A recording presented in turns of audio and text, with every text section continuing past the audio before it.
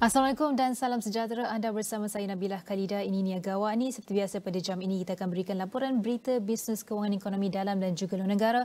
Namun untuk waktu ini kita akan mulakan perbincangan dengan FBM KLCI menutup dagangan pada 20 November 2025 dengan penurunan 0.24% atau 3.93 mata berakhir pada paras 1619.96.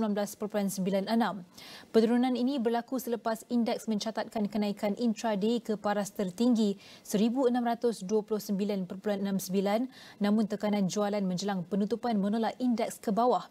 Walaupun indeks merosot, pasaran kekal aktif dengan 692 kaunter naik berbanding 452 turun, menunjukkan minat belian masih wujud.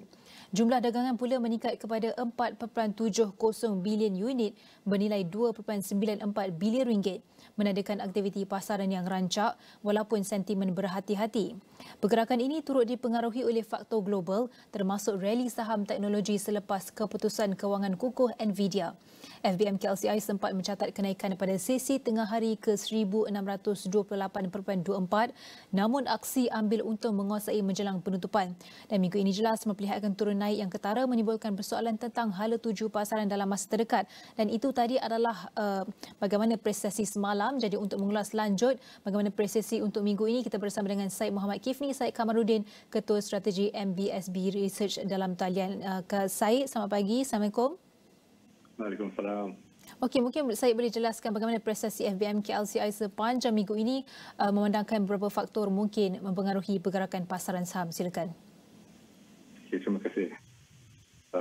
Sepanjang minggu ini, indeks FBM KLCI mencatatkan penurunan sebanyak 6 mata atau 0.4% dan berakhir pada paras 1620 mata pada penutup semalam. Pergerakan pasaran saham tempatan sepanjang minggu ini adalah berkait faktor rintangan atau headwinds yang bertindak menyekat dan juga faktor sokongan atau tailwinds yang bertindak membantu kenaikan harga-harga saham. Di samping itu, faktor-faktor tersebut adalah berpunca sama ada dari sumber dalaman atau luaran, internal atau eksternal. Faktor rintangan dari sumber luaran yang dilihat menyumbang kepada penurunan pasaran tempatan adalah berhubung kejatuhan di Wall Street sepanjang minggu ini. Kejatuhan itu adalah akibat kerisauan para pelabur terhadap nilaian atau valuation yang tinggi saham-saham teknologi itu, terutamanya yang berkaitan AI atau Artificial Intelligence. Umpamanya indeks S&P 500 IT kini didagang pada tahap nisbah harga pendapatan atau PE ratio sebanyak hampir 30 kali berbanding perdata jangka panjang historikal sebanyak 20 kali, iaitu sekitar 50% lebih tinggi dari paras perdata.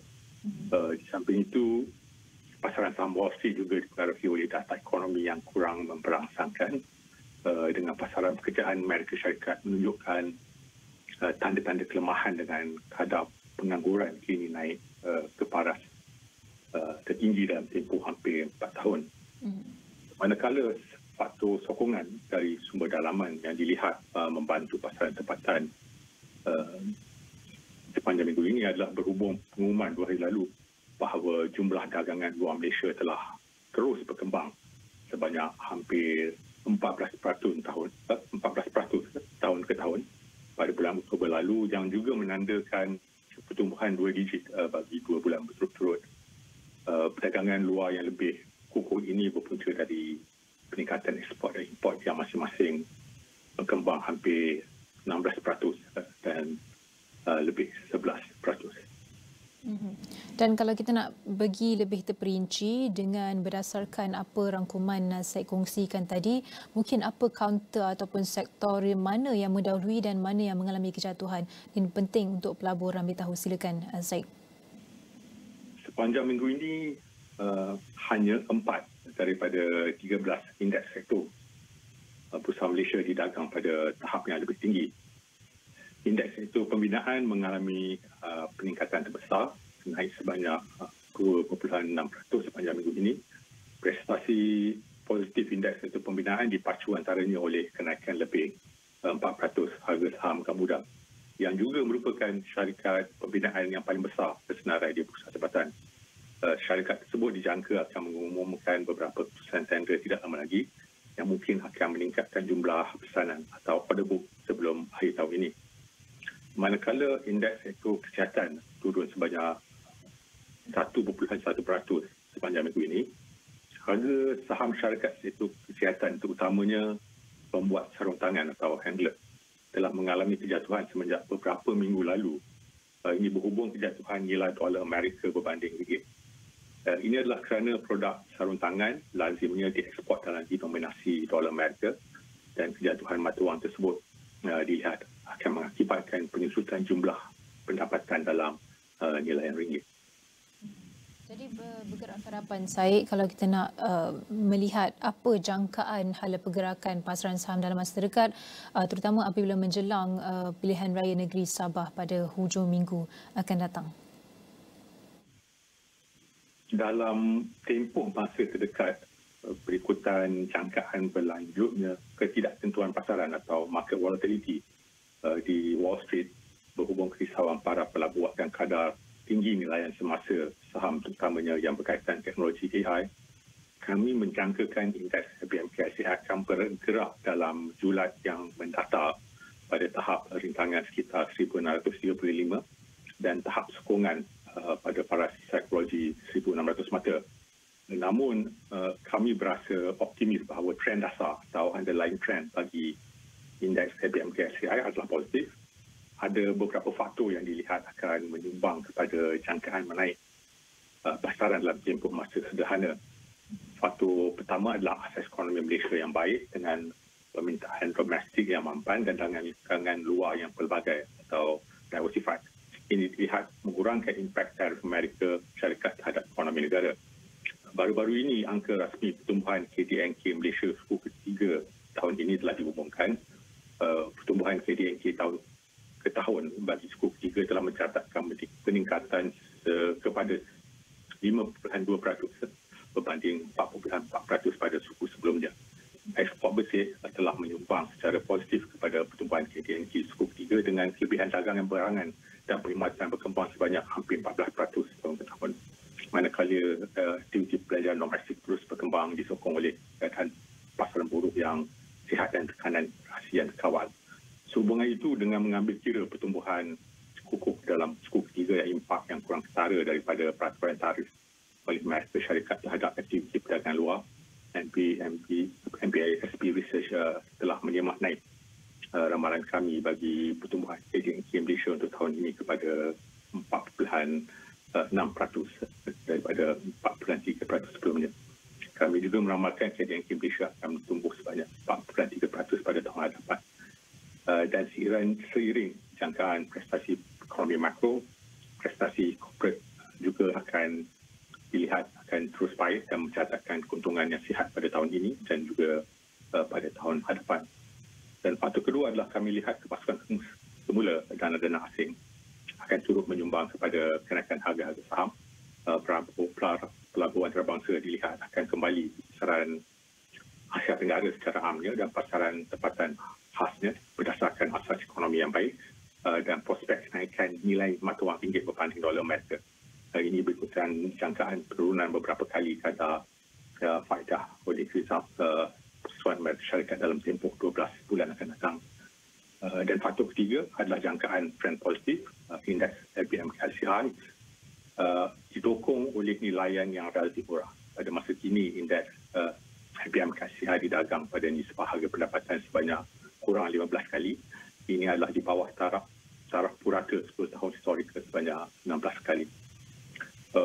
Bagaimanapun pasaran saham tempatan juga terdedah kepada risiko luaran. Antara kerisauan utama adalah prestasi ekonomi Amerika Syarikat yang telah mula menunjukkan isyarat perlahan berikutan kelemahan pasaran buruh dan keyakinan pengguna semenjak beberapa bulan kebelakangan ini. Sekiranya kelemahan pasaran buruh dan keyakinan pengguna itu menjadi semakin meruduk dan berisiko mengakibatkan pengucupan ekonomi Amerika Syarikat pada masa hadapan, faktor ini dilihat akan menjejaskan prestasi Wall Street yang lazimnya akan juga menjejaskan prestasi saham sedunia termasuk pasaran tempatan. Okay, baik, terima kasih diucapkan kepada Syed Muhammad Kifni, Syed Kamaruddin, Ketua Strategi MBSB Research atas analisis dan juga rangkuman yang telah diberikan berkenaan dengan FTSE Bursa Malaysia KLCI atau FBM KLCI sepanjang minggu ini dan juga jangkaan untuk masa-masa akan datang. Terima kasih lagi diucapkan. Semuanya akan kami rangkumkan dalam semua platform digital Astro AWANI dan juga astroawani.com, dan kita beralih kepada perkembangan seterusnya. Perdana Menteri Datuk Seri Anwar Ibrahim tiba di Afrika Selatan pada 6.38 malam waktu tempatan pada Khamis. Bagi jemaah waktu Malaysia 12.38 bagi menghadiri sidang kemuncak pemimpin kumpulan 20 G20. Pesawat membawa Anwar dan delegasi mendarat di Pangkalan Tentera Udara Waterkloof, Pretoria.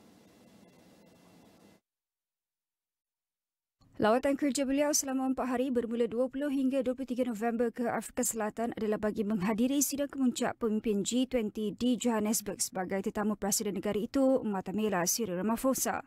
Perdana Menteri diundang atas kapasiti Malaysia sebagai pengerusi ASEAN bagi 2025. Peranan Afrika Selatan sebagai Presiden G20 yang bertemakan Solidarity, Equality, Sustainability juga dilihat bertepatan bagi sebuah negara sedang membangun mengemudi agenda global. Lawatan Perdana Menteri juga secara strategiknya memperkukuh hubungan bersejarah Malaysia dengan Afrika Selatan selain memanfaatkan G20 sebagai pemangkin peringkat tertinggi untuk memperjuang agenda global selatan di persada dunia. G20 dianggotai oleh negara-negara seperti Argentina, Australia, Brazil, Kanada, China, Perancis, Jerman, India, Indonesia, Itali, Jepun, Korea Selatan, Meksiko, Rusia, Arab Saudi, Afrika Selatan, Turki, United Kingdom, Amerika Syarikat, Kesatuan Afrika dan Kesatuan Eropah. Perdana Menteri akan menyampaikan kenyataan negara pada sesi 1 bertajuk Inclusive and Sustainable Economic Growth, Leaving No One Behind, Building Our Economies, The Role of Trade, Financing for Development and the Debt Burden yang dijadual berlangsung pada pagi 22 November ini. Pagi sebelah petang, Anwar akan menyampaikan kenyataan negara pada sesi 2 bertajuk A Resilient World, The G20's Contribution, Disaster Risk Reduction, Climate Change, Just Energy Transition, Food System. Jadual beliau seterusnya adalah menghadiri Majlis Makan Malam Pemimpin-Pemimpin G20 yang dihoskan oleh Presiden Afrika Selatan Ramaphosa di Pusat Expo Nasrec. Perdana Menteri dijadual mengadakan mesyuarat 2 hala dengan pemimpin Afrika Selatan berkenaan pada hari kedua lawatan kerja itu. Selain mesyuarat berkaitan G20, jadual padat Anwar juga termasuk sesi bertemu pemimpin Muslim Afrika Selatan dan menghadiri forum perniagaan bersama kalangan kapten atau pemimpin industri negara itu. Kehadiran Perdana Menteri di negara itu juga memberi peluang untuk bertemu dengan kalangan diaspora Malaysia di Afrika Selatan. Selain itu, beliau dijadual mengadakan pertemuan dengan naib Presiden. Beliau dan delegasi Malaysia akan bertolak ke Nairobi, Kenya bagi memulakan lawatan rasmi yang menjadi negara terakhir dalam siri lawatan ke benua Afrika itu. Kerajaan melalui Kementerian Kesihatan KKM telah mengeluarkan kompaun berjumlah 120 juta ringgit terhadap kesalahan penjualan ubat tidak berdaftar termasuk yang dipromosikan secara dalam talian. Timbalan Menteri Kesihatan Datuk Lukanisman Awang Sauni berkata, tindakan itu diambil bagi membendung penjualan ubat tidak sah dan memastikan keselamatan pengguna terjamin. Ubat terlarang kompaun berkenaan dikeluarkan menerusi penguatkuasaan di bawah Peraturan 7-1-A Peraturan-Peraturan Kawalan Dadah dan Kosmetik PKDK 1984. KKM juga mengadakan sesi libat urus bersama platform e-dagang untuk menurunkan iklan ubat tidak berdaftar yang tular di media digital. Menurut Lukanisman, langkah ini merupakan strategi jangka panjang untuk memastikan bekalan ubat mencukupi dan mampu dimiliki oleh semua lapisan masyarakat. Results World Genting RWG memeterai kerjasama strategik dengan Tourism Malaysia bagi memperkukuh agenda pelancongan negara menjelang Tahun Melawat Malaysia 2026 atau VM2026. Naib Presiden Eksekutif Jualan, Pemasaran dan Perhubungan Awam RWG, Spencer Lee berkata, pemeterian itu adalah komitmen RWG dalam menyokong pelan pembangunan pelancongan negara melalui tarikan bertaraf dunia, hospitaliti unggul dan pengalaman mampan. Today marks a significant day for Resort World Genting and Tourism Malaysia because we will be joining force hand in hand to achieve our nation goal in promoting Visit Malaysia Year 2026. We at Resort World Genting are honoured to be a key significant player in the industry. We are ready with more new products. Majlis berlangsung di Resorts World Awana pada Khamis dan disaksikan Menteri Pelancongan, Seni dan Budaya Datuk Seri Tiong King Sing yang ditandatangani oleh Spencer Lee serta Ketua Pengarah Tourism Malaysia, Datuk Manoharan Priyasami. Dalam pada itu, Manoharan berkata pihaknya berbesar hati dapat menjalin kerjasama dengan RWG dalam memperkukuh usaha mempromosikan kelestarian, eko-pelancongan dan idu pelancongan menjelang VM 2026. Kerjasama strategik itu dijangka memperkukuh persiapan VM 2026 melalui pembangunan pengalaman pelancongan berimpak tinggi yang menggabungkan alam semula jadi, budaya dan inovasi sebagai kekuatan utama negara. Baik, finfluencer atau influencer kewangan di media sosial kini berdepan garis panduan baharu oleh Suruhanjaya Security Malaysia atau SE yang menetapkan denda sehingga 10 juta ringgit atau penjara 10 tahun bagi mereka yang memberi nasihat pelaburan tanpa lesen. Mengapa langkah ini perlu diambil dan apakah implikasinya kepada masyarakat dan industri? Jadi untuk mengupas lebih lanjut, kita bersama Profesor Dr. Muhammad Fazli Sabri, Dekan Fakulti Ekologi Manusia UPM untuk mengupas isu ini dengan lebih mendalam. Kalau kita nak buka perbincangan, Prof, Assalamualaikum, selamat pagi. Kalau kita lihat, kita nak fahami mengapa Suruhanjaya Security SE dengan keperluan untuk mengenakan lesen kepada influencer ini, mungkin kalau Prof boleh jelaskan, dan apa juga risiko utama jika mereka ini tidak dikawal. Silakan Prof. Terima kasih. Sebelum tu saya rasa mungkin ramai yang di luar sana tak faham apa yang dikatakan influencer ataupun pengaruh kewangan. So jadi kita kena educate. Secara umumnya influencer ataupun pengaruh kewangan ini merujuk kepada individu, mereka yang menggunakan platform digital. Contohnya kita ada TikTok, Instagram, YouTube ataupun X, di mana mereka cuba berkongsi maklumat ataupun pandangan nasihat kewangan yang kadang-kadang boleh mempengaruhi keputusan orang ramai. Dalam konteks ni biasanya mereka mempunyai, kita kata, follower ataupun pengikut.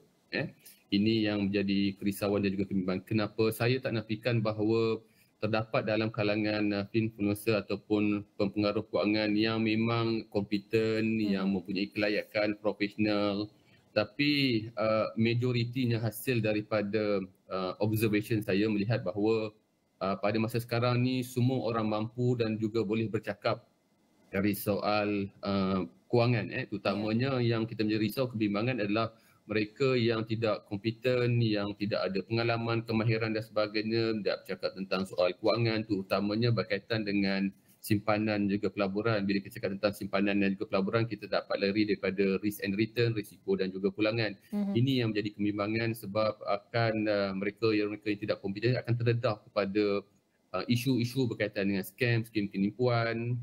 Ada yang kalau worst case scenario mungkin akan melibatkan dari segi penggunaan wang haram, rugi dalam pelaburan dan ia juga secara langsung dapat mempengaruhi dari segi keputusan yang berisiko untuk mereka terlibat dalam bentuk-bentuk pelaburan, terutamanya kita tengok sekarang ni macam-macam bentuk pelaburan, produk-produk kewangan di pasaran. Ini yang menjadi kerisauan juga kebimbangan sebab akhirnya natijahnya implikasinya dia akan memberi kesan kepada pelabur-pelabur, terutamanya dalam konteks pada masa sekarang kita risau dalam kalangan-kalangan mereka-mereka yang kita kata vulnerable, rentan.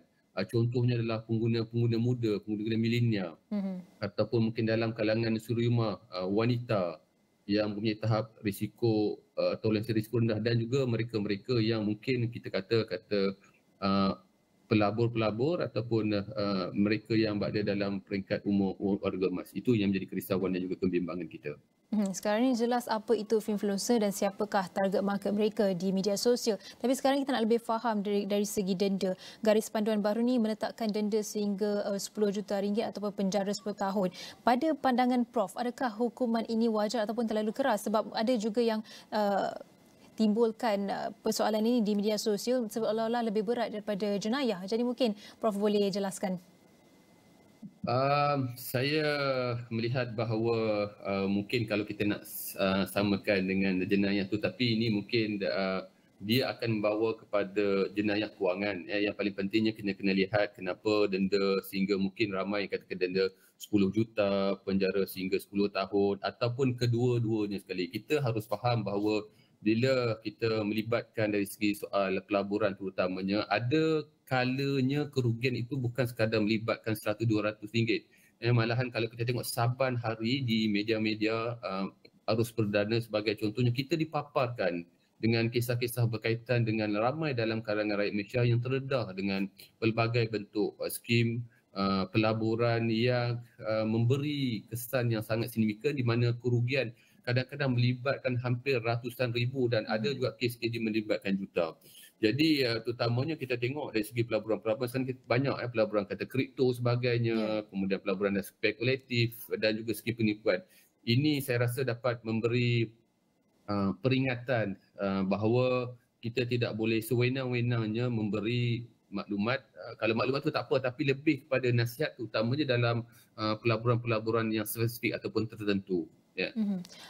Sebelum kita beralih kepada kesan ataupun mungkin cara pencegahan tu, kita nak faham dulu dari segi garis panduan ni, sebab ia tidak melarang dari segi kandungan pendidikan. Jadi bagaimana cara yang terbaik untuk kita bezakan pendidikan dan juga nasihat pelaburan yang berisiko? Bagaimana kita nak, sebab kita nak pantau dari segi social media ni ada banyak. Jadi bagaimana strategi yang terbaik yang boleh Prof cadangkan?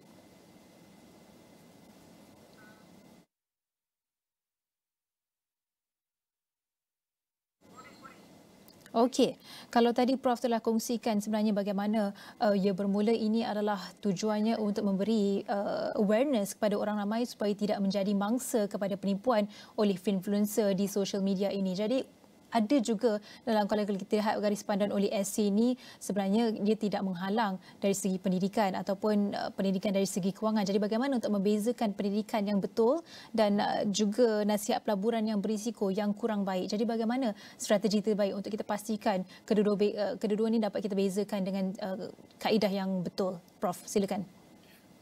Dalam konteks ni saya melihat bahawa perkara yang penting juga adalah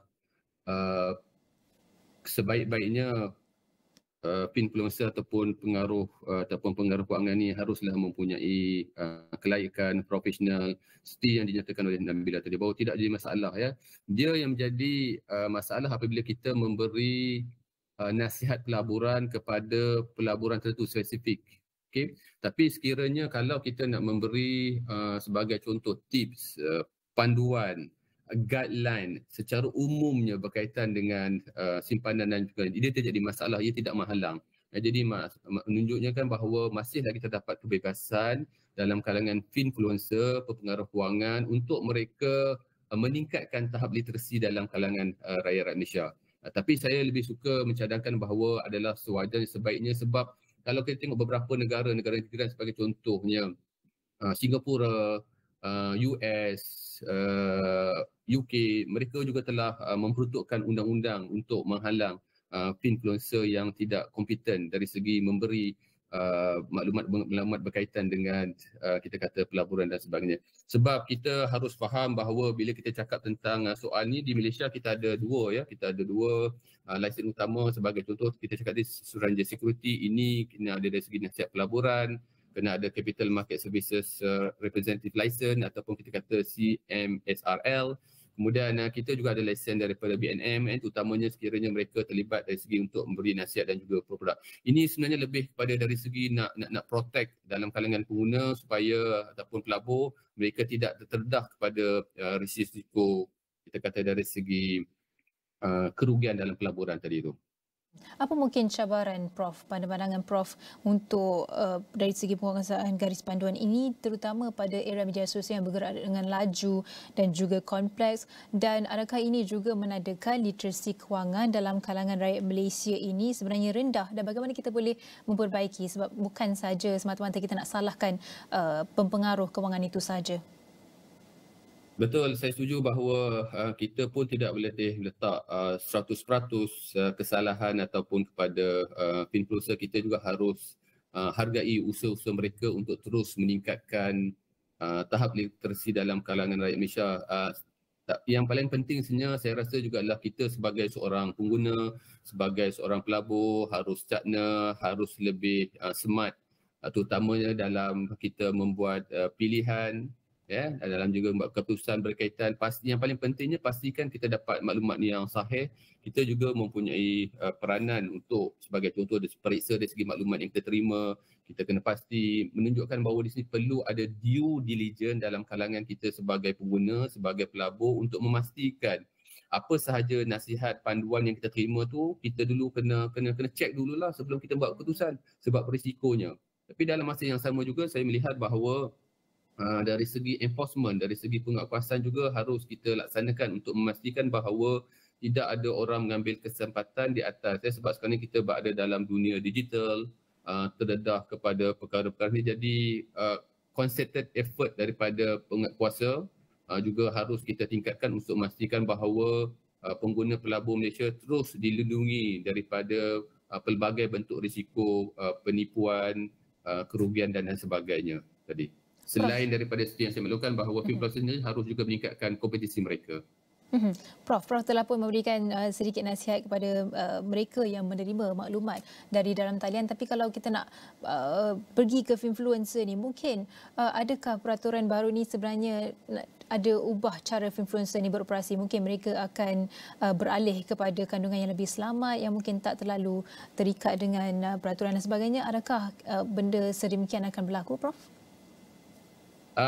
Saya melihat bahawa apabila penguatkuasaan atau polisi ini dikuatkuasakan, sebenarnya ia sedikit sebanyak akan memberi kesan jugalah. Tapi yang pastinya kesan, saya melihat kesan yang bagus di mana para pempengaruh kewangan kita, influencer kita akan menjadi seorang yang lebih kompeten, lebih berpengetahuan, dan mereka juga sudah pasti akan memberi maklumat-maklumat yang sahih, yang tepat, dapat melindungi. Seperti yang saya nyatakan bahawa tidak menghalang untuk mereka berkarya. Saya tak langsung dapat terus meningkatkan pengalaman pengetahuan mereka, sebab kita harus ingat bahawa saban hari dari segi instrumen dan juga produk-produk simpanan dan juga kolaborasi sentiasa berkembang, evolve. Jadi mereka juga harus sentiasa update, memberi maklumat yang terkini, tepat dan sahih kepada pengguna ataupun kita kata kepada follower mereka, supaya mereka membuat keputusan yang bijak dan tepat. Dan itu adalah sedikit rangkuman dan juga penjelasan input daripada Profesor Dr. Muhammad Fazli berkenaan dengan influencer ataupun pempengaruh kewangan dan bagaimana mereka beroperasi, dan untuk mereka yang consume apa yang dikeluarkan ataupun apa yang dinasihatkan oleh influencer ni, semoga lebih cermat dan lebih bijak dalam membuat keputusan. Jangan terus ambil sebiji-sebiji apa yang mereka nasihat itu dan lakukan dengan risiko pelaburan yang tinggi. Jadi terima kasih diucapkan kepada Dekan Fakulti Ekologi Manusia UPM, Profesor Dr. Muhammad Fazli Sabri atas perkongsian itu tadi, dan segalanya akan kami rangkumkan dalam platform digital Astro AWANI dan juga astroawani.com. Namun untuk waktu ini kita akan berhenti rehat seketika. Jangan ke mana-mana, kita akan terus bersama dengan rakan setugas Nina, Rozman dan juga Tehmina Kaoosji selepas ini.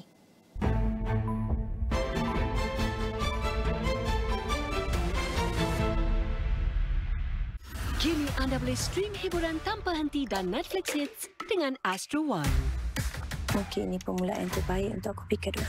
Kau tak payah nak berlakon dah. Get it together.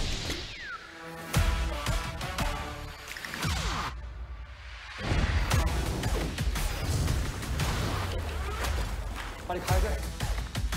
내가 어떻게 혼자가요? 너한테 유혹당했거든. She will be mine. Today we fight for our future! Just think, it ties us together forever. Dapatkan Astro One Entertainment dan Netflix pada harga istimewa di aplikasi My Astro sekarang.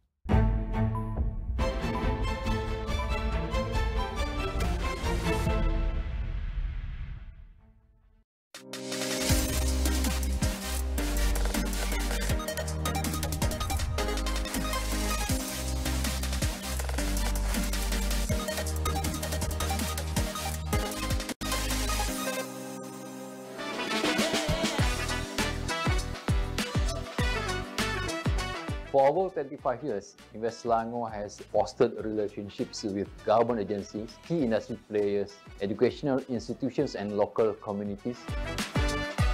Collaboration is at the heart of what we do. Invest Selangor initiatives are designed to attract investment and flourishing businesses. We have streamlined processes and a supportive regulatory framework to make it easier for businesses to set up shop and operate. The state government's pro-business policies are part of our dedications to creating an ecosystem where businesses thrive and sustain. The first Selangor Plan charts the strategic directions to expedite the state's economic growth through exciting investment opportunities with 4 main themes: economy, social, sustainability, and governance. Selangor is achieving its aspirations of becoming a smart, livable, and prosperous state, making us the premier choice for investors. Our IR 4.0 ready workforce and 5G infrastructure enhance efficiency in government and private operations, connectivity, and overall quality of life. For decades, we have nurtured and established our 7 core industry clusters within the diverse economic landscape. Every cluster is meticulously cultivated to unleash its full potential, carefully shaped with sustainability in mind, fostering a vibrant ecosystem where businesses not only thrive but also contribute to the well-being of communities.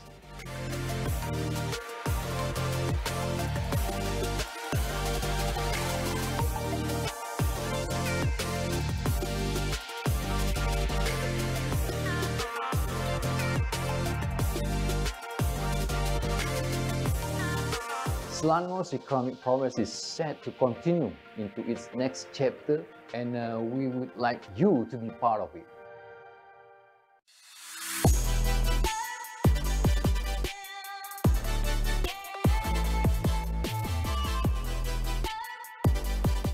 Realize your investment here in Selangor, gateway to ASEAN.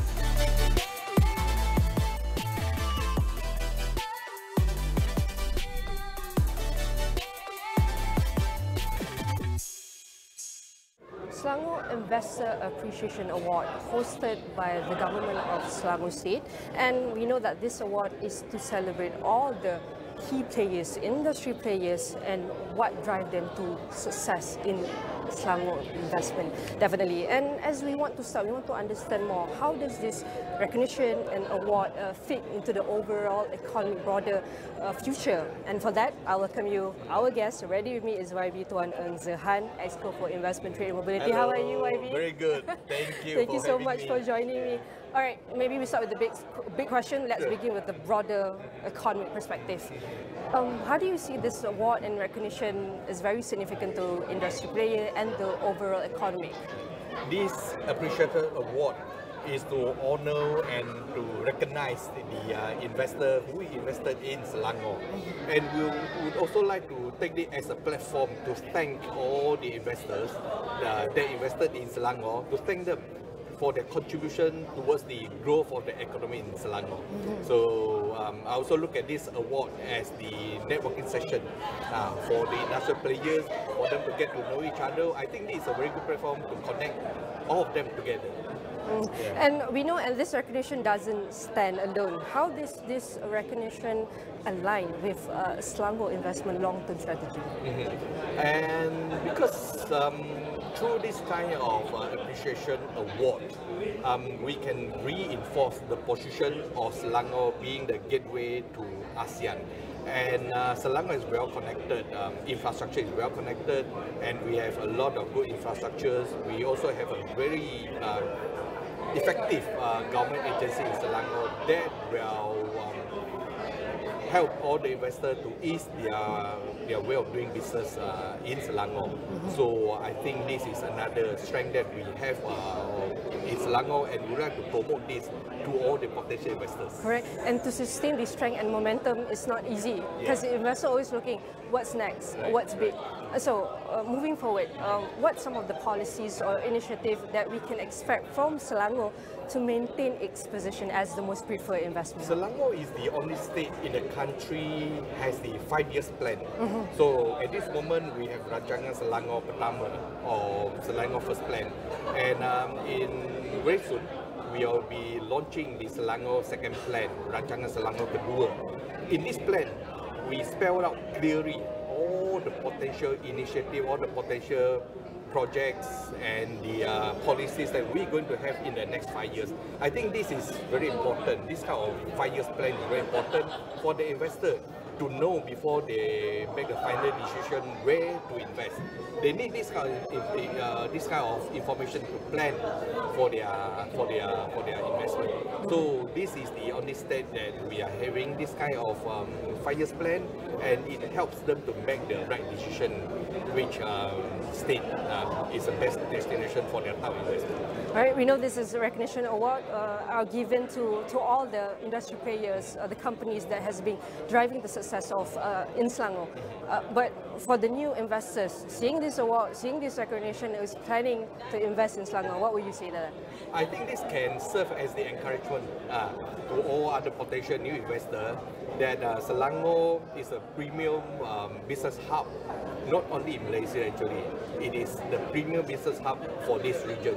And you can see from the statistic that over the past few years, we are receiving more and more high impact, high value, as well as a high tech company investing in Selangor, choosing Selangor as their investment destination. So this tells everything about the potential of Selangor becoming the regional investment hub. Right, that is the future that we hope we can sustain this to be one of the best investor hub. Again, I want to say thank you very much, YB. You'll be very, very busy. I really listen. Thank you so much. Thank you. All right, now that we heard that's the state direction, but the story isn't complete without bringing the stories of the company who's actually running the ground in Selangor. Let's bring in one of them.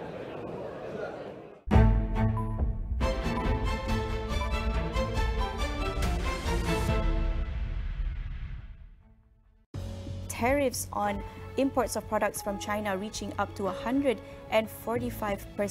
Tariffs on the rest of the world are sitting at 10%, with the potential for reciprocal tariffs to be reimposed within 90 days.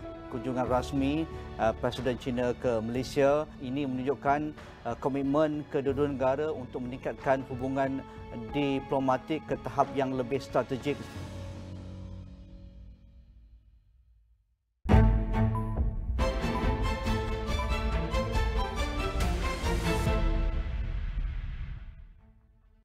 Alright, next I'm going to welcome you to one of the award receiver. Here with me next is Managing Director, General System Engineering Student Berhad, Mr. Chong Hong Wai. I want to say thank you very much. Congratulations on this recognition. How are you feeling right now? I feel great to have this award. Yeah. For this recognition, what does this mean to you and your team? And share with us your journey operating in Selangor. JC has been in this market for 33 years. So we are started with small contractors until today as a Malaysian engineering companies. So basically we are serving aerospace, medicals and advanced manufacturing. So we build a process line for them, we design and build. So I would say today's recognitions award, I would say it goes to my 110 staff that have been working with me for decades, long time, and of course this this area that it give me look back previously that GSC General System been started since 1992. Wow, way back. Yeah, way back in a very small rented room. Until 1995, we afford to have a small workshop in Puchong. Wow. Yeah. Okay. Then in 2003, 8 years later, we moved to Kota Kemuning. Expand. Yeah, expansion in detached factory, and until last year we moved to Jenjarum, 120,000 square feet factories. So all this while are in Selangor. So we started in Selangor, and until now we grow in Selangor. We are a Malaysian company, but we are able to go globally for our machines. We design and build the machines and local and also overseas. So this is the very meaningful milestone to confirm that JC's roles in Selangor industrial area. This is a very cynical milestone, and definitely you deserve this recognition and award this night. But from your experience, the big question is, what makes Selangor a very strategic location for business such as yours? Okay, so I would say Selangor is, they have a complete ecosystem for engineering companies. Why I say so? Because they have a very strategic locations. They have the biggest airport, port for the shippings, airports, and also have plenty of suppliers networks. Then more important things, I need a talent pool. Yes, so correct. The most important. Yeah, I think Selangor give most talent pool compared with other states. So easy to get and easy to train. And of course, the state also pushing for the high tech in the futures. So all in all this, I would say it fits us the direction of this energy efficiency heating, which my company specializes in, and also a clean solutions for the process engineering. So I would say Selangor is the right place for globally and locally. Mr. Chong, probably moving forward, we also want to see what's general system engineering. What's the next exciting big plan or innovation for general system engineering in the next few years? Okay. So actually we are entering exciting growth sectors at the moment with our last year's investment on the new premises and with our teams that working together on all these our capabilities. So I would say with our strong R&D, deep engineering learning, we can able to deliver a complex turnkey systems. So enable us to expand and export our system to US, to ASEAN, and we are really looking forward for that. In long terms, JC is for our long-term vision, JC is a Malaysian engineering company that stands on the world stage, and we built to serve the industry, we built to last, and also we built for the next generations for our engineers, our peoples. That is a very inspiring and exciting plan for the next few years. Again, I want to say thank you very much and congratulations for this awards and recognition. Yeah. And we hope all the best in the future. Thank you, Mr. Shaw. Thank you.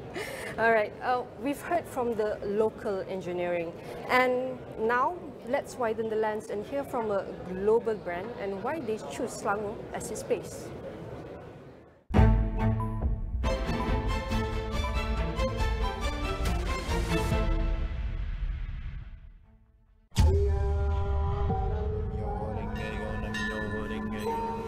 Daulat Tuanku.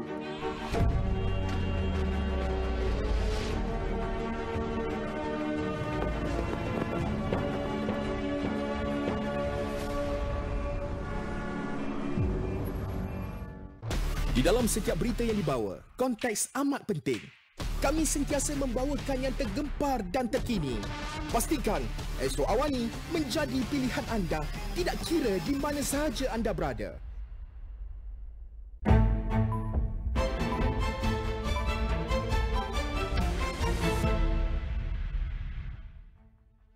Alright, for this segment, I'm going to welcome you, our guest, Executive Vice President of Cherry Corporate Malaysia Sedang Berhad, Mr. Men Limbo, with me at Setia City Convention Centre. I want to say thank you very much. How are you, Mr. Men? I'm good, thank you. Nice to meet you again.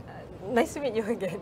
As we know that Cherry has built a strong standing in Selangor, so maybe you can share with us, how does this award reflect Cherry commitment towards the Malaysian automotive sector?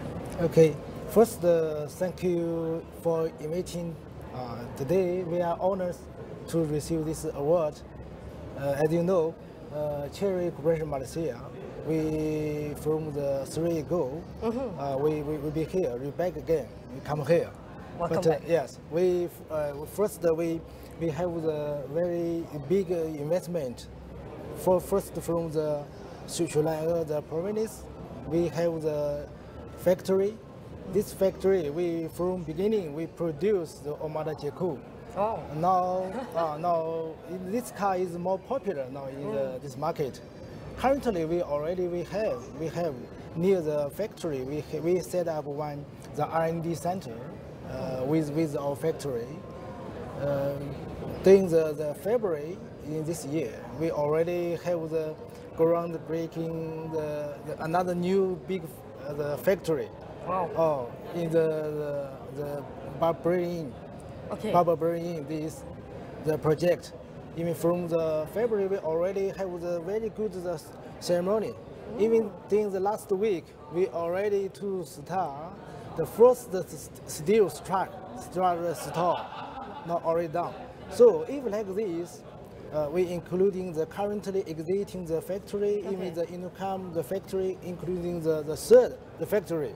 For future, we production capacity we up to around maybe 300,000 the capacity. Oh, that's quite so if like this, we can produce a lot of different production to meet our market requirement.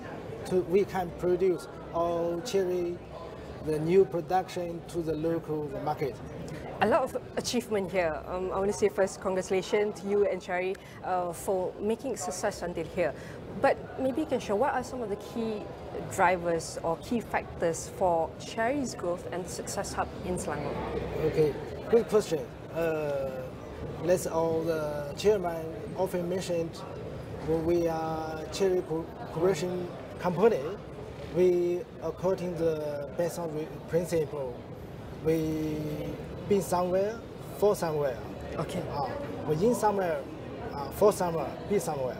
As you know, just now I introduced our company the principle. We invested a lot. So currently we have the new big project for the factory, but also we face different branding. Now currently we have the Cherry, Omada Jeku brand, and the iCar brand. Oh. But very soon we will another new brand, Lepas. So based on different brand, we can provide different the vehicles. We provide to the local different customer group based on their requirement, based on the car models they like it. Because in here we stand this market, we make the product survey. We make the deeply product survey. We should, based on the local the people requirement, we develop this the vehicle for them. Each monthly, each weekly, we have the customer the survey. We insist on to learning customer feedback, even from the dealer side feedback. Based on the requirement, we meet this requirement to move forward. This is a very exciting product you'll be launching. For now, we have the Mother Cherry, we have the iCar, and then we have the Lepas coming soon, right? But we know that standing in globally is not easy. We have a lot of competition within the market. So how Cherry position all of your products within a competitive market nowadays? You know, now Malaysia, the market is competitive with the market. Okay, just now I mentioned for the Cherry, we focus on 2 Cross, 2.7, because this is the 2 model is more popular. Most people like this car model. But for the Omada Jeku, we can provide, for example, for the daily the business car and the elite people requirement. As you know, now the last 2 months we launched the iCar. This car is a special model. We can provide this car for the young generation requirement. Wow. Their like is going to play. We based on this develop a different model for them. So we know that cherry is not only for quite elite or premium, but we can see that slowly an investment that is catered to the younger generations, all the products that can offer to them. And definitely looking ahead, what's next for Sherry? What's your big planning? What's the upcoming project, especially for the next few years? Yes. So first, we back to the cherry 3 years ago. We have the big plan. We how to based on the Malaysia, the market, we not only provide the production, we should do very excellent for our service and another customer the feeling. Based on these two aspects, we from the production, marketing, our service, even the network, we provide the local people more comfortable.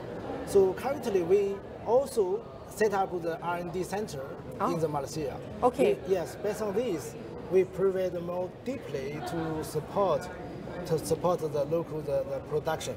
Now we also we finish all the new product new factory.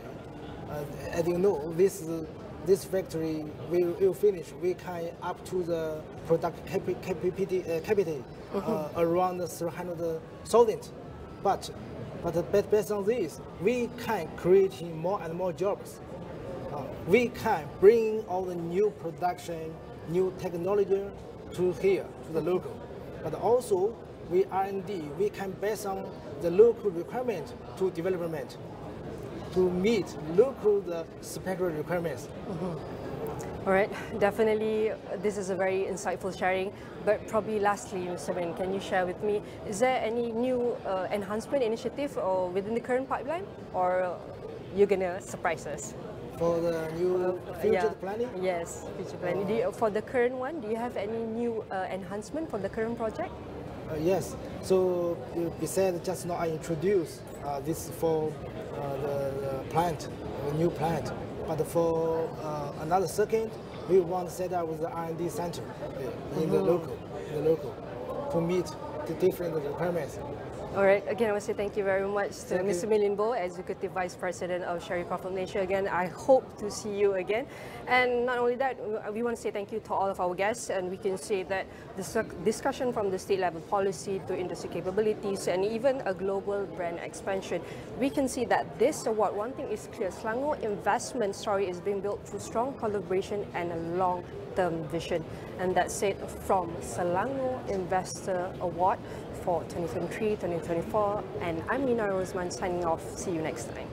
Selangor will also explore and leverage on the vast opportunity created through the recent Selangor ASEAN Championship, where the summit had enhanced trade agreements, digital economy initiative, and renewable energy commitments among the member of the state. These efforts align with the state's ongoing initiative to reinforce Selangor's strategic role within ASEAN and to realize its vision on becoming the gateway to ASEAN.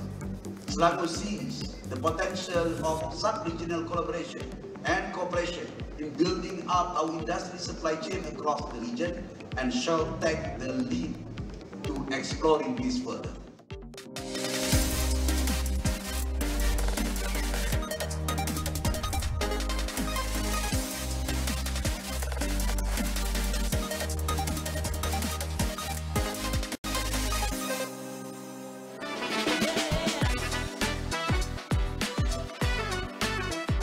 For over 25 years, Invest Selangor has fostered relationships with government agencies, key industry players, educational institutions and local communities. Collaboration is at the heart of what we do. Invest Selangor initiatives are designed to attract investment and flourishing businesses. We have streamlined processes and a supportive regulatory framework to make it easier for businesses to set up shop and operate. The state government's pro-business policies are part of our dedications to creating an ecosystem where businesses thrive and sustain. The first Selangor Plan charts the strategic directions to expedite the state's economic growth through exciting investment opportunities with 4 main themes: economy, social, sustainability, and governance. Selangor is achieving its aspirations of becoming a smart, livable and prosperous state, making us the premier choice for investors. Our IR 4.0 ready workforce and 5G infrastructure enhance efficiency in government and private operations, connectivity and overall quality of life. For decades, we have nurtured and established our 7 core industry clusters within the diverse economic landscape.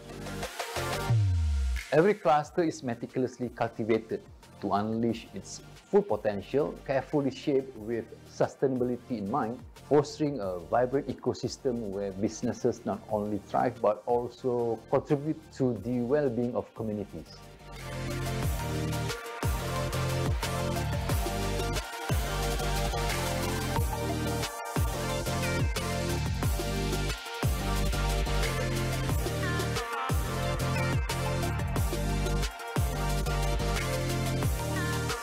Selangor's economic progress is set to continue into its next chapter, and we would like you to be part of it.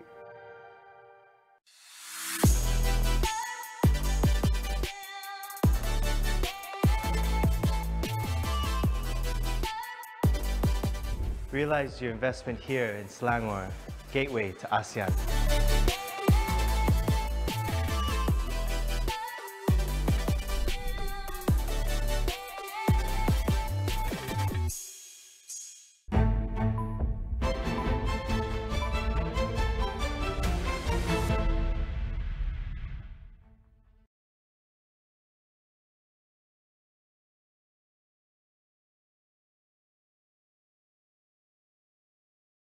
Ada yang perdebatan bahawa GST perlu dikembalikan semula kerana ada yang mempertikaikan bahawa SST itu tidak efektif. Isu buruh kanak-kanak bukan sahaja dalam bentuk fizikal tetapi juga bentuk moden yang lebih licik dan juga terselindung. Kita tengok buruh kanak-kanak dan ada juga buruh paksa kanak-kanak. Kumpulan FB dikenali sebagai grup budak-budak sekolah rendah yang didakwa menyebarkan gambar remaja perempuan tidak senonoh telah pun ditutup.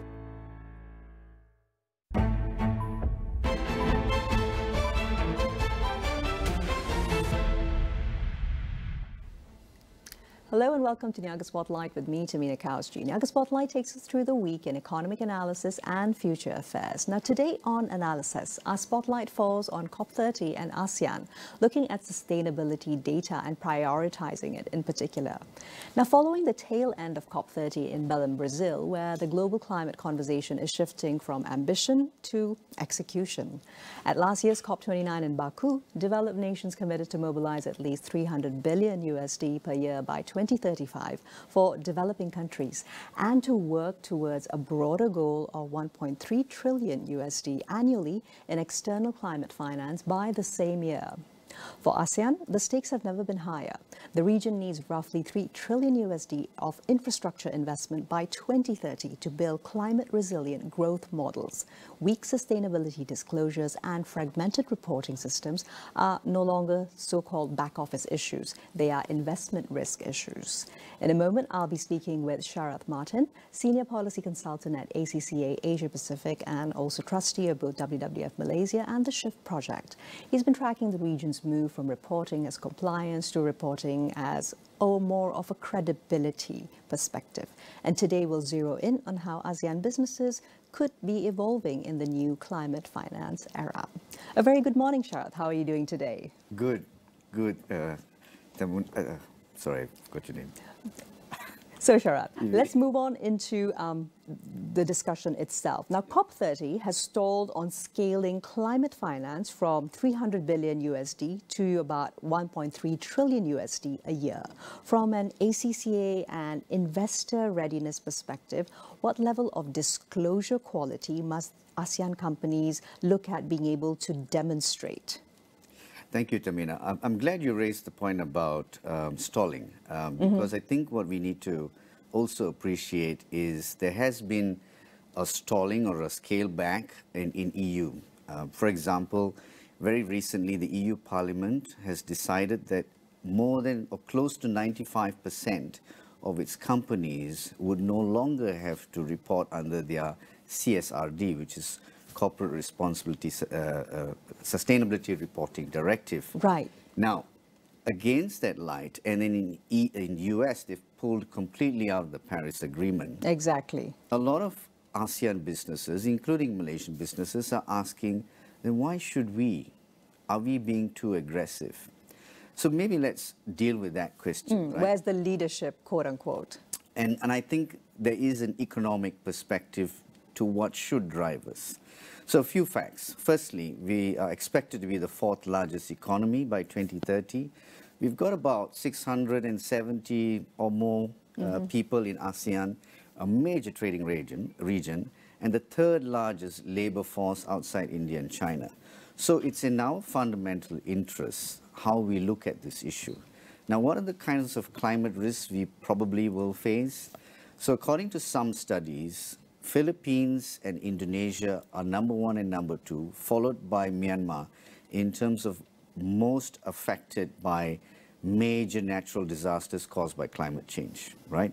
That's number 1. Number 2, another study, and this is actually by a sort of leading reinsurer called Swiss Re, expects that we might lose up to 35% of our GDP due to the sustainability risks.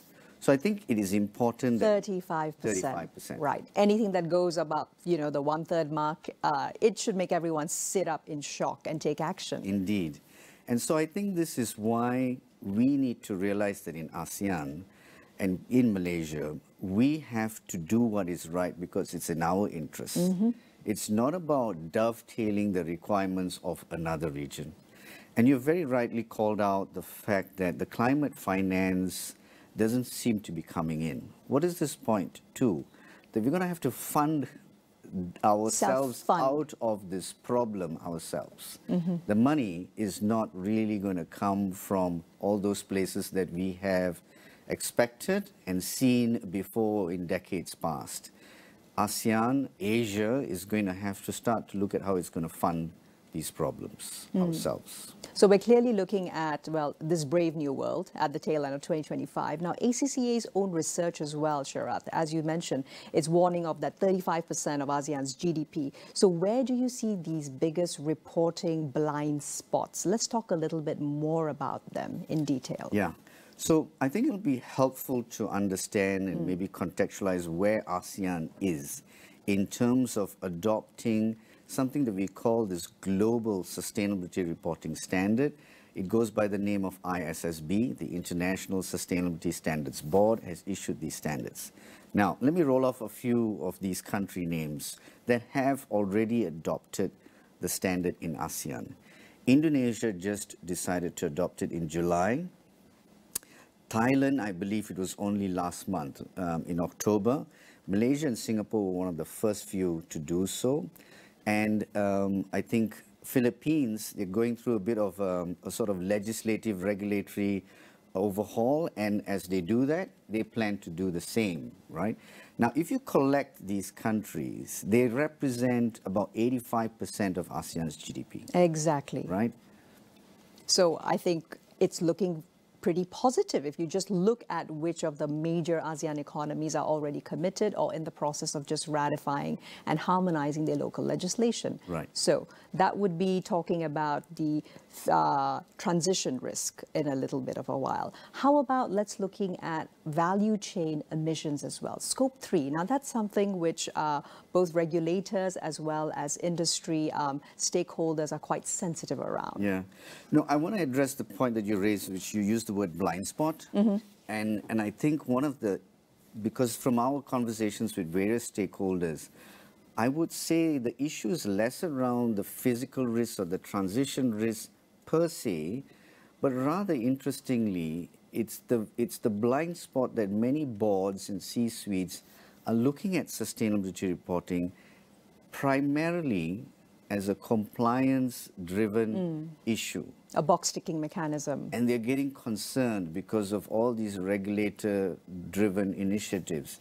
What the blind spot is, they fail to see that actually this is a fundamental and long-term business issue.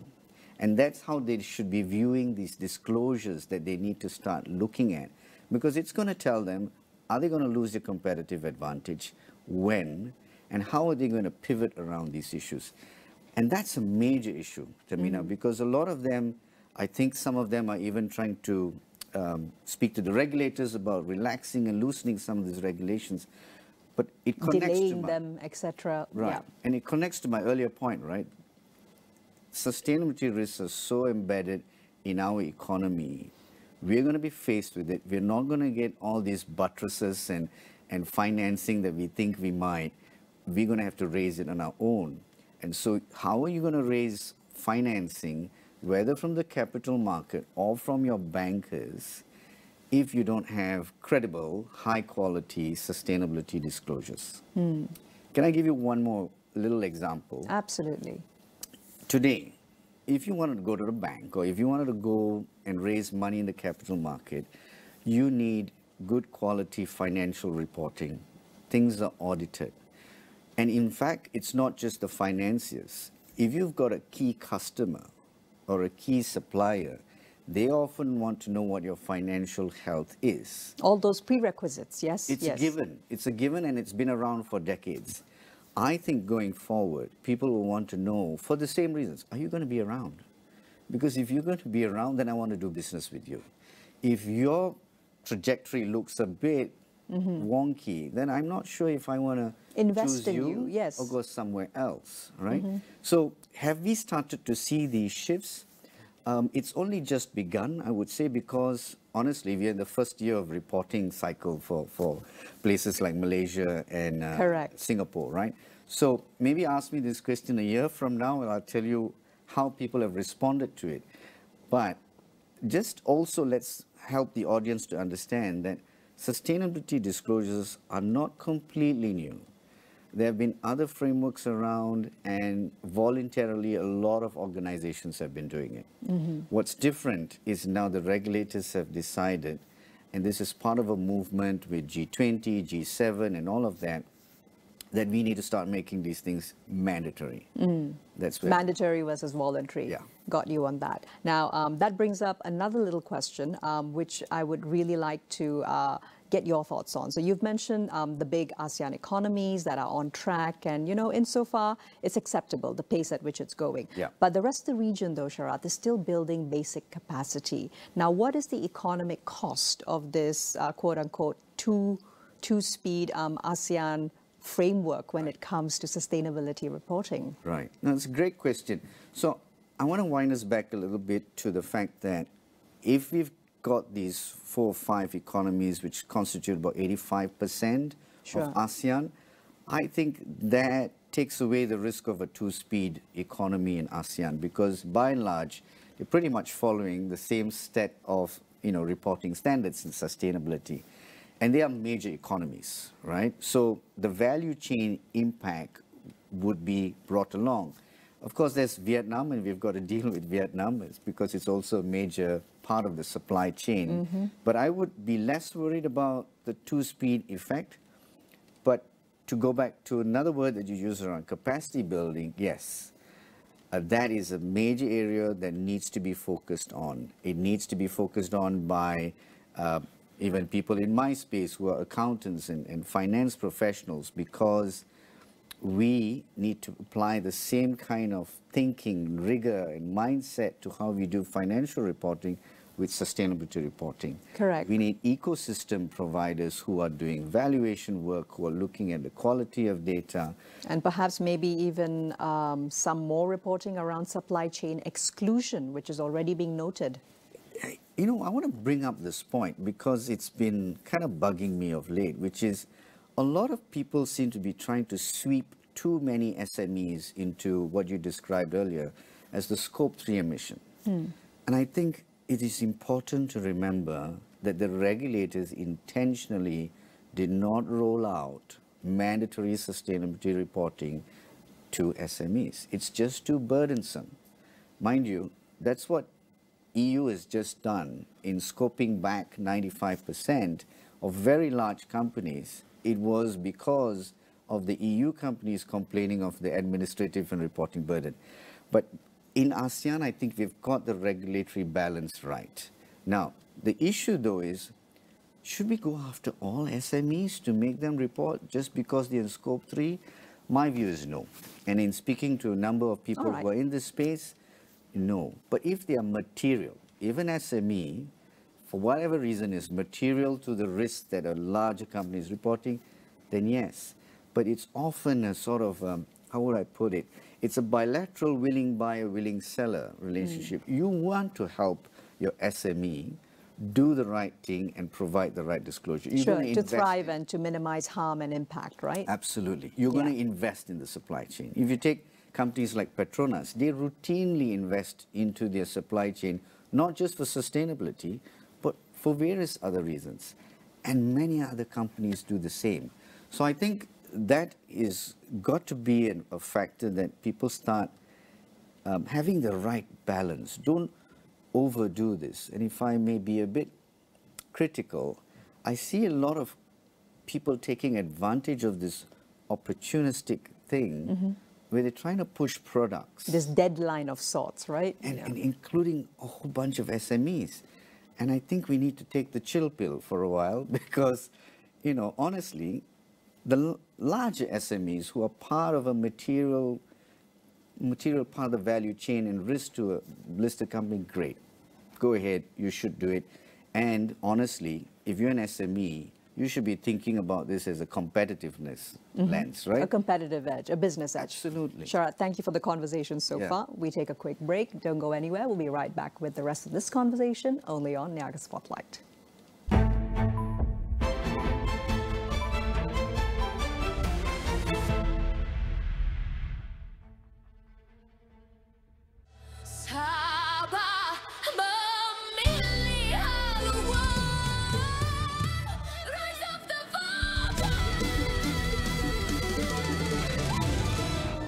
Seruan bergema, takdir dilakar. Warta sejati dari Kompas. Dari jantung Kinabalu, kami bawa nadi pilihan raya agar undi dicatat, berbekalkan kefahaman.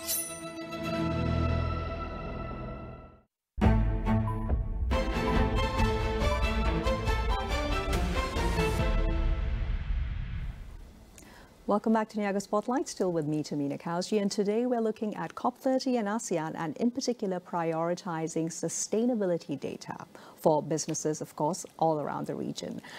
Sharat, so continuing on with the conversation, now you've also highlighted 3 regional bottlenecks. There's fragmented standards, uneven regulation, and of course, the oft-repeated shortage of skilled preparers and assurers. Let's go into each of these sectorally. Sure. So I think the first bit is around the whole fragmented reporting. And I think it would be useful to kind of remind ourselves where we are, right? Yeah. So today we have the global standard of the ISSB, which I spoke about. But in EU, they're using what they call as ESRS, which is the European Sustainability Reporting Standards. And then there are other frameworks like the Global Reporting Initiative, GRI, etc. Take a Malaysian or Indonesian or a Thai company. If they were to report under ISSB, but they still are a significant exporter or part of a value chain to Europe, they may have to report twice under a different standard.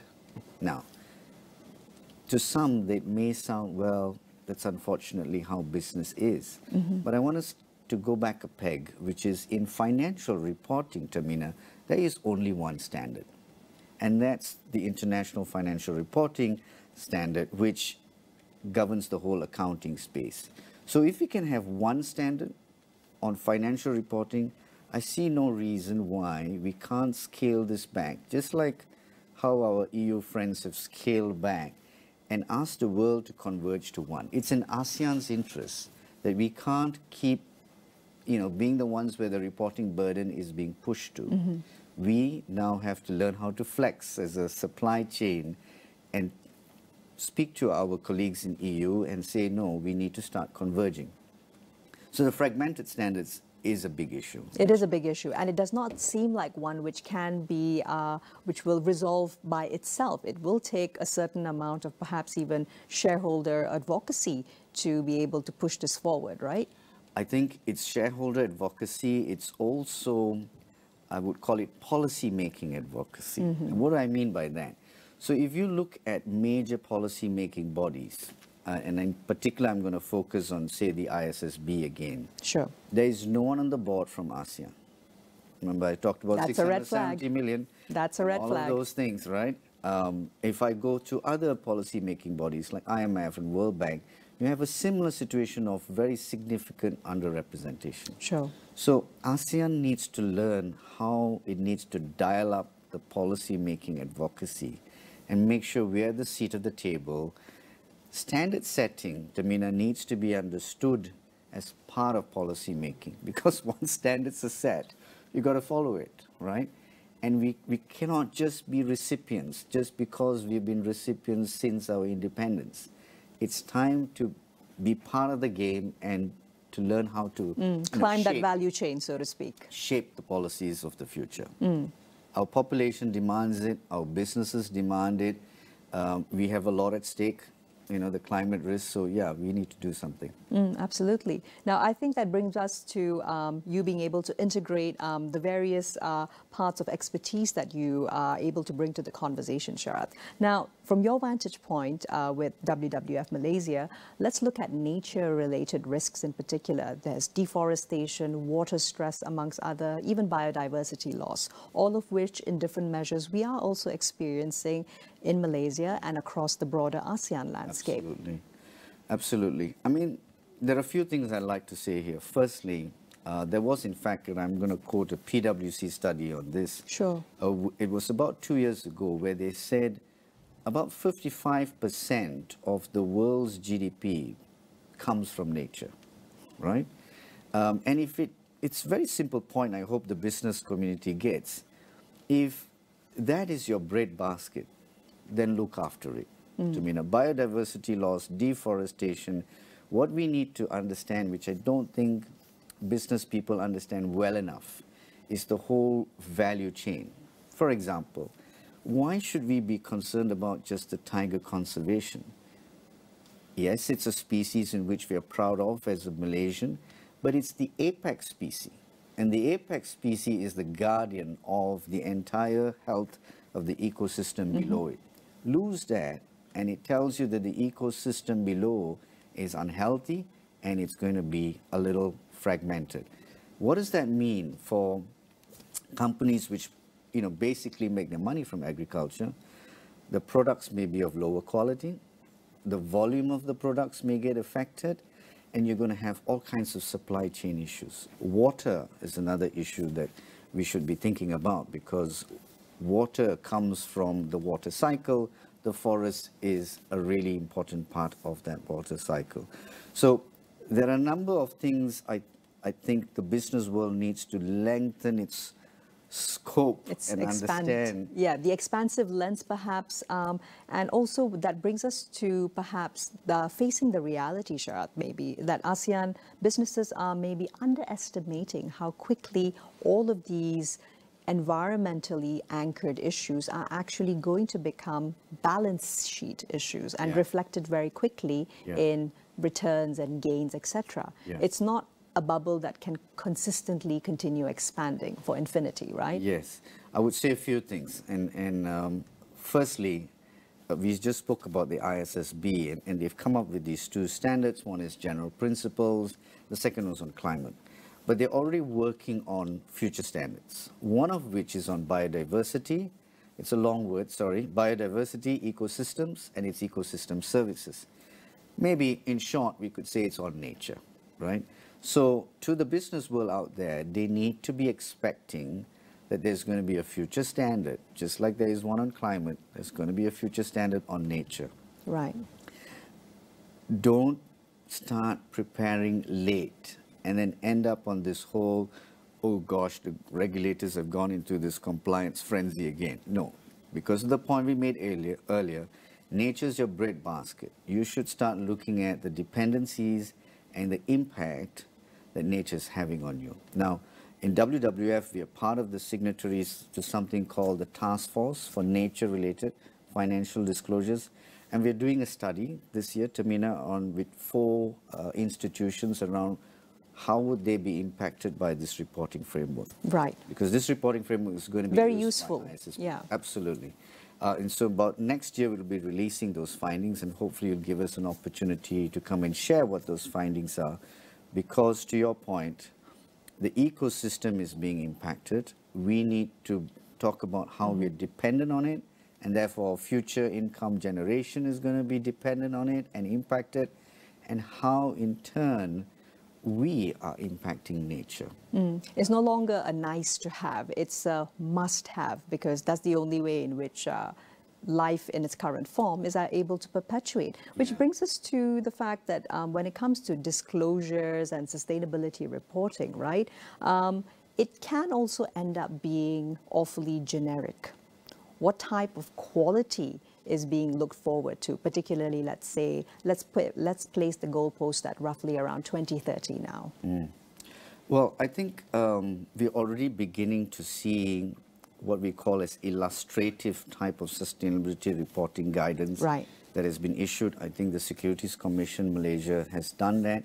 I would expect that other regulators would be also providing these sort of guidance and advisory. I wouldn't use the word templates, but it's things that are out there that would help companies think about how not to be generic, because the issues in plantation is going to be very different from the issues in construction, and it cannot sound the same. And if I go back to my analogy with financial reporting, Tehmina, no one can prepare their financial reporting on one industry and expect it is going to be the same on another. Exactly. Balance sheets will look very different. Sustainability disclosures will also look very different because of the industry. But we are at a stage where we're kind of getting off the starting block, so we don't have those examples just yet. But give it a year. I think December will be the first wave of Malaysian companies reporting. We would start to see how these disclosures are coming about. But also I would just remind our audience that some form of sustainability reporting, the voluntary frameworks, have already been used by major companies. So it's out there, it's not completely new, but we were not all following the same standard. Now, maybe I just want to make it very simple to the audience to understand. Why do we have one standard? Why should we have one standard? Because it creates one common language of trust.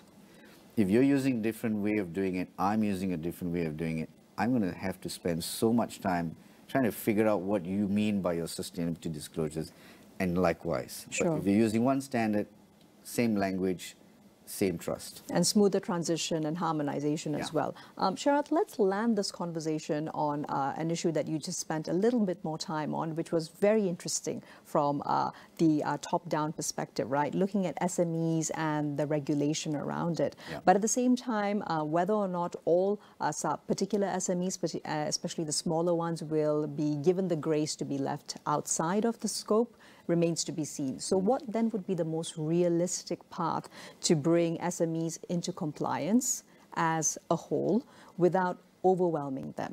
And what can, of course, then, you know, governments, auditors, and the major corporate representative stakeholders do to aid this? Well, I think with SMEs, we have to be really careful about enforcing compliance issues on them. It has to go back to the fundamental business value of what they are doing in relation to how they are impacted by climate risk, and they themselves, their products or services are impacting another company which is, say, listed. I think if we start placing, if you just take a step back and look at how regulators have designed the roadmap, they have carved out phase 1, phase 2, phase 3 based on larger listed companies, then the not so big ones, and it goes back down. With SMEs, in fact, even if you take Malaysia and their phase 3, it includes the very large non-listed companies which revenue is more than 2 billion. Yes. Right? So if you're that big, I think it's fair that you're caught in. But I'm now speaking of, you know, the majority of SMEs out there, which the MSMEs. The MSMEs, which are really not that big. Tehmina, I really hope they don't get caught into a compliance frenzy. They don't have that technological bandwidth, the investment, the infrastructure, or even the ability to attract talent. What they need to pivot to is understanding that this potentially is a business opportunity. If I'm developing a product and it's greener or it's more nature positive than another competitor, that's the angle I should focus on. I'll give you a very small example of a city in China, sure, which one of my colleagues in WWS board wrote about in The Age, and it's the city of Huzhou. I apologize if I'm mispronouncing it, but in that ecosystem, there were 22,000 vendors. Right. Right? There were pretty much a lot of SMEs in there who had ESG ratings. Now, that allows them to have the ability to have credible information and products, which then the buyers of their products and services can decide, is this the type of company I want to do business with? I think that's where there's a real opportunity. I would just dial down on the need for them to be, part of the whole mandatory reporting and compliance-driven initiatives. Sure. Thank you so much for the conversation. It's been absolutely enlightening. Right. Well, when we look at ASEAN, credible reporting is now as critical as emissions cut themselves. Stronger data lowers risk, and weak data raises the cost of capital as well. The question, of course, for our region is simple. Are we investment ready?